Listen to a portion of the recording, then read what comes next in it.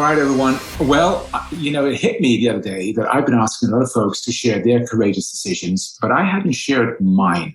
And so this is me getting back into integrity with myself and with the show itself, by also showing up and sharing a courageous decision. And it was funny, when I was thinking about doing it, I was procrastinating a little bit.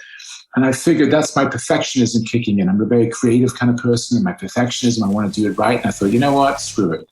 Here goes. So it's a pleasure to share some of the decisions that impacted me. And I'm going to share one specifically around being an entrepreneur. I came to the United States to study, and I joined a great corporation, spent quite a number of years in corporate America, and never saw myself as an entrepreneur. I never thought I would be an entrepreneur.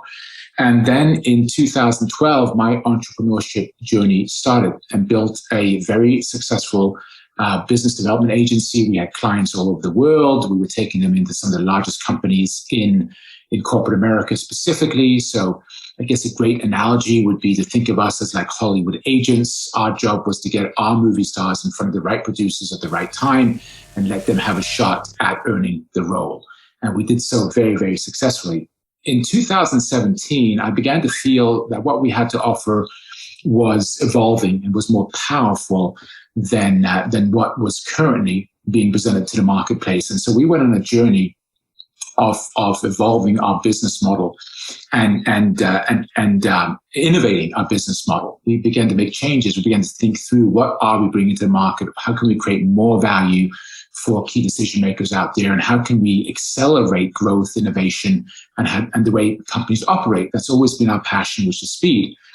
In doing so, in early or late 2018, I bought my business partner out of the business. It was very amicable. We're still friends to this day. He came to me and decided that he wanted to do something else, that this transition was his time to get off the bus, so to speak. And no problem. Obviously, there was some grief involved. You've been with somebody for many, many years.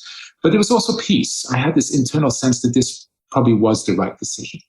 And so we had a clear sense of what we were doing in the business. We developed something called One Day, which was where organizations could test their concepts and come out with stars in their eyes by pitching actual decision makers. We could condense their due diligence, market due diligence, from 3 to 6 months into less than a month, and super exciting stuff. So we thought, like a lot of entrepreneurs, and I thought that we had nailed it. I really thought that we'd found the one thing that was our next thing, the next wave. And so early 2019, I set off on this journey. And what we began to discover was, by mid-2019, we were on the right track. We were heading in the right direction. We were getting positive feedback, but we hadn't nailed it. We hadn't gotten to product market fit on this second version of the business. And what was happening simultaneously was that I was beginning to be put under some really tremendous financial pressure. You know, when you're running a business, an organization with teammates and whatnot, and you're not bringing in revenue at that time, it takes a hit on the company funds, obviously, but then it starts to creep into your own personal finances as well. And the experience I'm going to share with you, that this one decision that I had to make was one of many that I had to make. I constantly was forced to challenge myself with regards to, do I want to continue? Is this something I'm really committed to?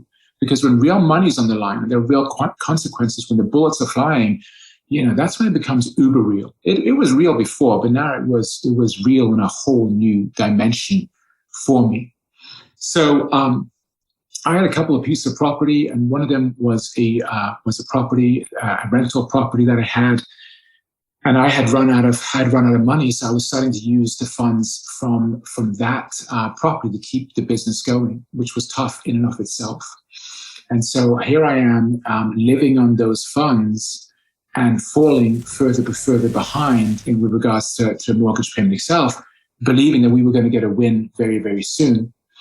And what happened was, as we continued to iterate on the business model, and I was under tremendous amount of pressure, two things happened. One, great ideas come. When you're under pressure and you can handle that type of pressure, the true, like, crazy, out there, non-funded entrepreneurial journey, when you can handle that kind of pressure, it brings up the best in you in many ways. I mean, great ideas, great thinking, tremendous clarity, tremendous sense of focus.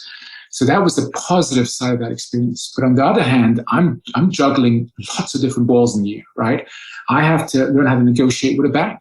So I'm negotiating with the bank and I fill out all the paperwork. And you have to remember, this was pre-COVID. This was pre-COVID when there weren't a lot of options available. So I got good at filling out paperwork and negotiating with the bank. And they actually ended up giving me a program that I could live with. They're like, look, if you can make these 4 trial payments, all sins forgiven, you're on a new program with us, and everything's fine. As a matter of fact, it was actually a great opportunity because it reduced the monthly payment considerably by stretching the mortgage, and it allowed me to keep the property. So that was fantastic. But there was one stipulation.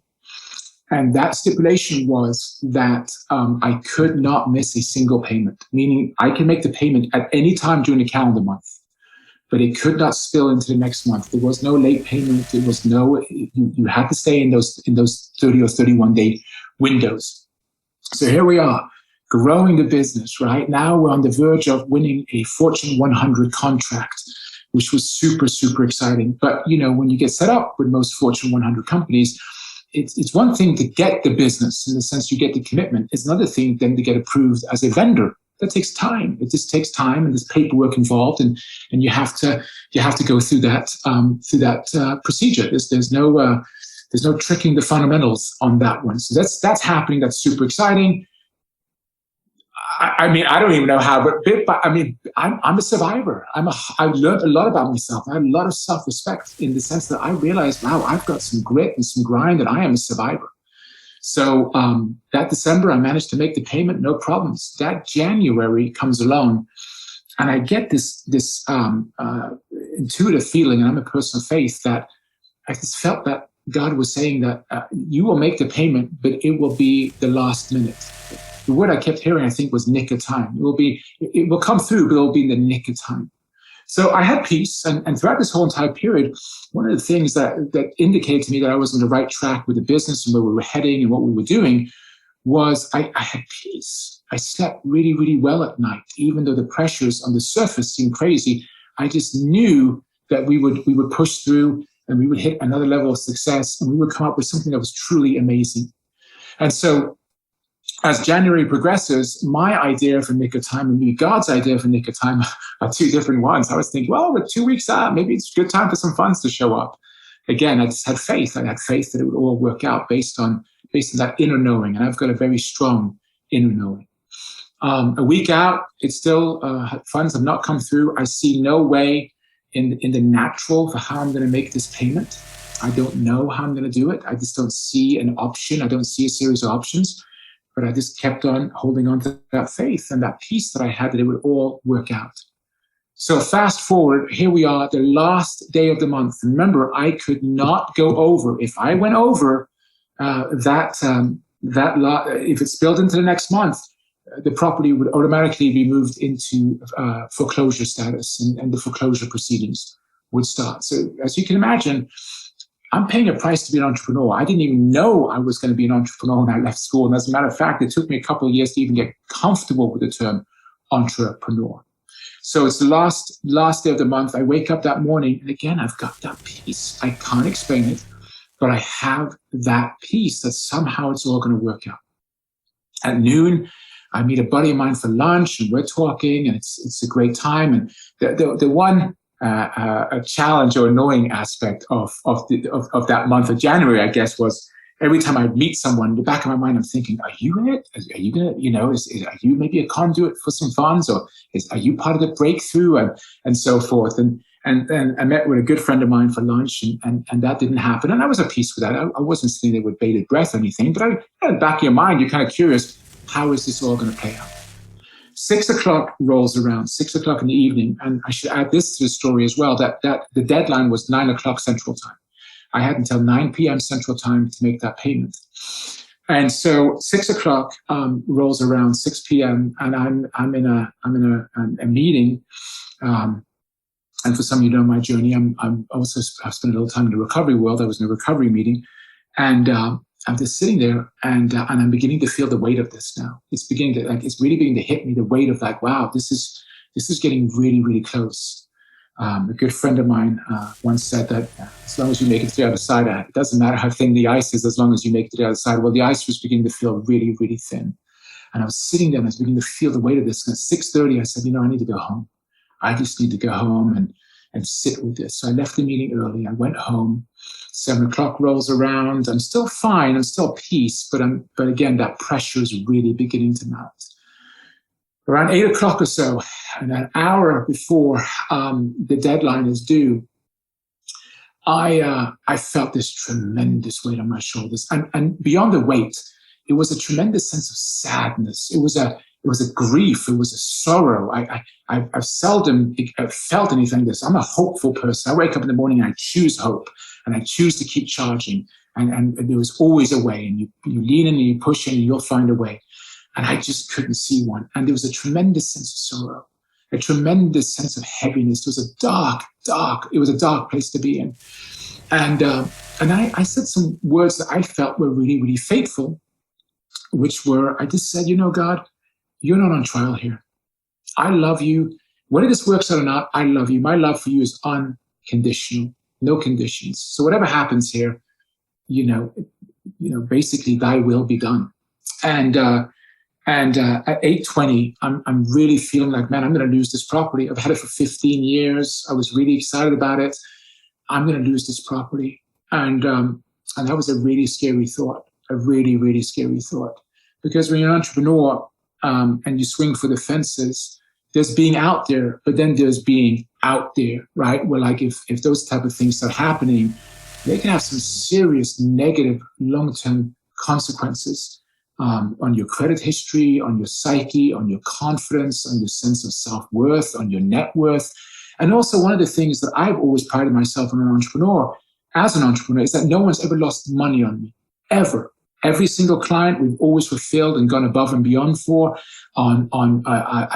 Never missed any obligations with financial institutions, with friends, anything of that nature. It's never happened. And here I was facing that as well, and that triggered a lot of shame. There's a lot of shame coming up, like unworthiness. You're in the midst of a real emotional storm.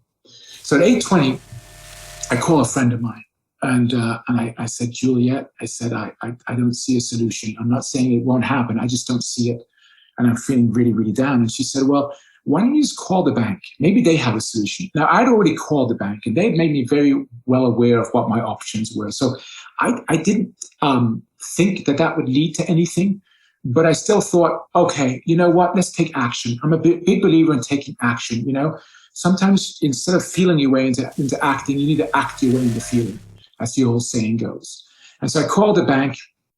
I got through.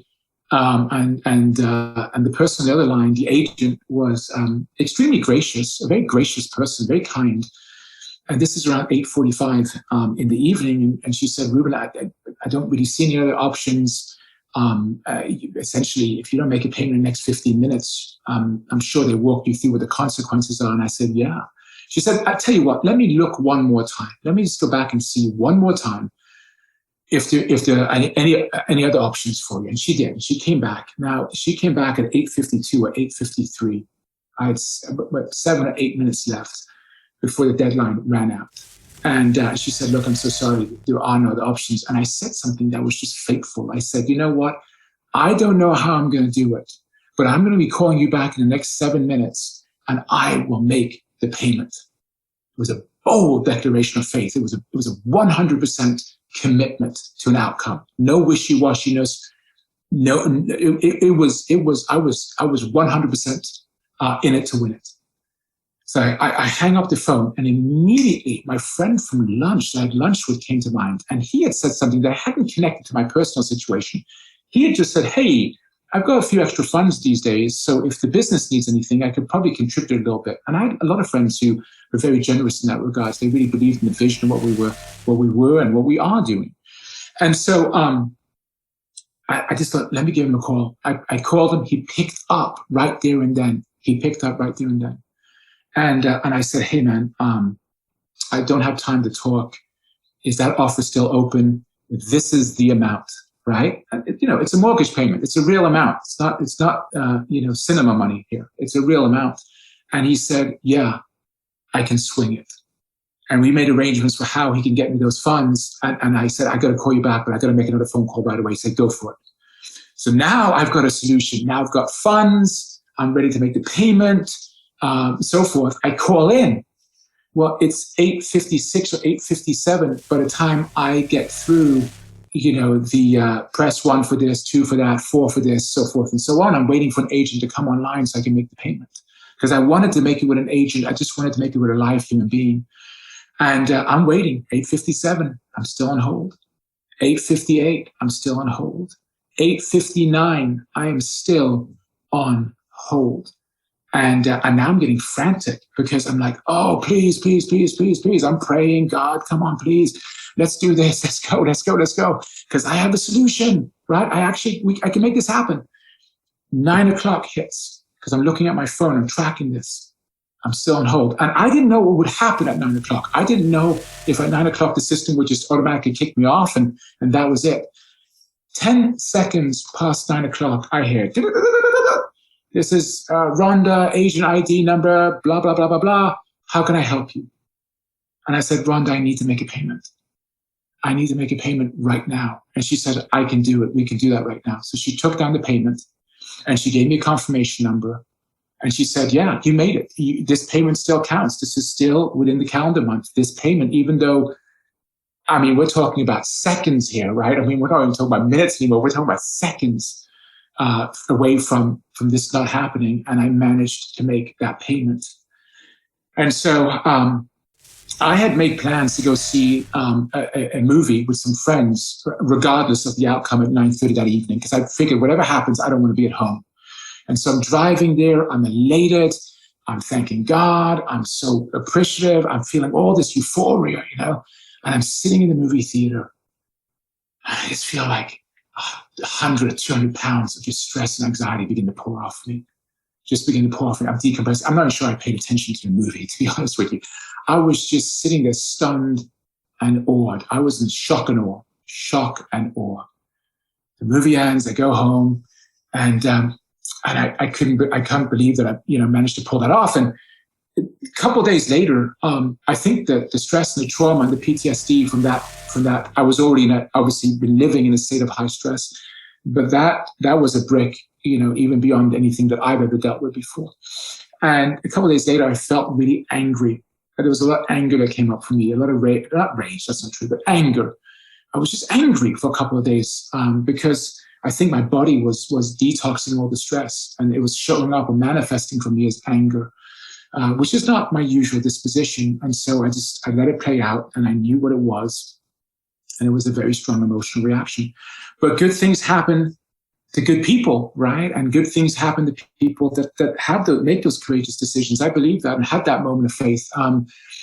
Within 6 weeks of that, we won our contract. We got approved as a vendor with a Fortune 100 company. We had a very successful project with them. It took us to the next level as a business, gave us credibility, opened all kinds of exciting doors. And 10 months later, I ended up selling, or 11 months later, I ended up selling that unit for a profit. The bank was paid back in full for a profit, and that profit was plowed back into the business to keep the growth going and to keep us expanding and to keep us iterating and developing on what we have built. So that is one of many courageous decisions I made over the years, but that was definitely one that took me to the max. It took me to the brink. When you face the abyss and you're that close to the abyss, that is a pretty transforming place to be. But I'm here today, and I'm a hopeful person. I believe the best is yet to come. I believe the best is yet to come for all of us. I believe the best is yet to come for our country. We're dealing with some very serious issues right now, stuff that's coming up from the past that needs to be dealt with. But I believe on the other side of that, and believe on the other side of all that trauma and all that pain, we here in the United States are going to come out it's like a birth. We're going to come out with something, with a new version of the United States that's exciting and inclusive and powerful. And I believe our best days are yet ahead. And I believe that not as some dope stuck on hope. I believe in hope. Hope is a decision. To be an optimist, to be a pessimist in life, that takes no courage. Those are default settings. But to be a hopeful person, you can face reality in the face and you can say, I see the situation for what it is, but I believe there are some great outcomes that can come out of this if we just stick with it. We keep grinding, we keep believing, and we keep showing up with our best each and every day. And so I appreciate the tribe of courageous decision makers who have shot their stories to date. I'm looking forward to shoot many more with those of you out there who have courageous stories to share. And this is mine.